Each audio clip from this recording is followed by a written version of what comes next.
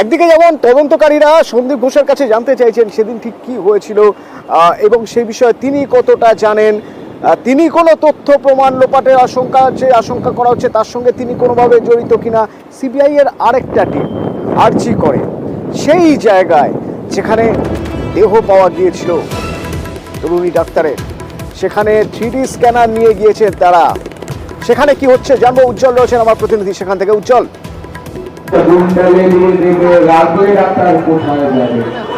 দেখো কিছুক্ষণ আগেই সিবিআই আধিকারিকরা আসে এবং তোমাকে আমি সেই জায়গাটা যেখানটায় এখন আসা হলো।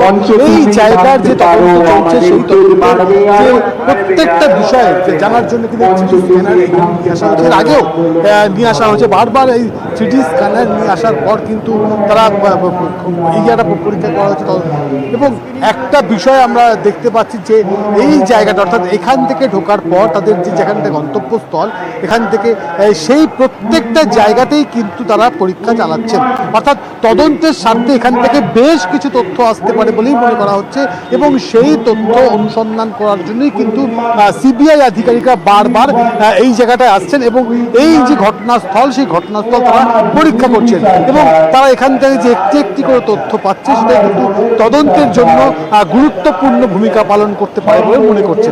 ফলত এই জায়গায় আমরা দেখছি বারবার করে সিবিআই আধিকারিকরা আসছেন এবং তারা প্রত্যেকটা জায়গায় যেমন তারা কথা বলছেন ঠিক একই রকমভাবে যেখানটা ঘটনাস্থল সেই ঘটনাস্থলে বারবার করে তারা আসছেন এবং সেই 3D স্ক্যানার দিয়ে তারা তাদের যে পরীক্ষা সেই পরীক্ষা চালিয়ে যাচ্ছেন। তদন্ত প্রক্রিয়া কিন্তু সেটা চালানো হচ্ছে।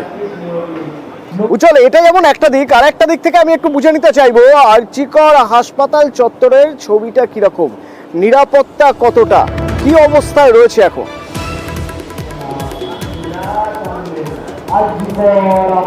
দেখো হাসপাতাল চত্বর নিরাপদ রাখার জন্য বেশ কয়েকটি পদক্ষেপ করা হয়েছে। যেমন এই আরজিকর হাসপাতালের সামনের যে রাস্তাটা সেই বেলগাছিয়া মোড় থেকে শুরু করে শ্যামবাজার পর্যন্ত সেখানটায় 163 জারি করা হয়েছে। ঠিক একই রকমভাবে এই জায়গায় যে জমায়েত সেই জমায়েত নিয়ন্ত্রণ করা হয়েছে। আমরা সেই জায়গার একটা ছবিটা দেখার চেষ্টা করব। এখানকার যে আন্দোলনের যে জায়গাটা সেটা যেমন রয়েছে, কিন্তু আগে যেরকম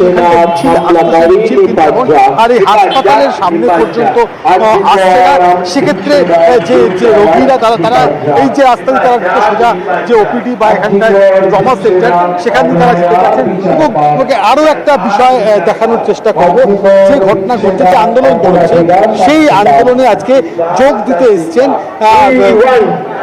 64 যে প্রাক্তন, সেই প্রাক্তনীরা আমরা দেখতে পাচ্ছি সেই প্রাক্তনীরা এসছেন যে এই আন্দোলন চলছে বিচারের যে দাবি, সেই বিচারের দাবিকে তারা ইতিমধ্যে এসে পৌঁছেছেন।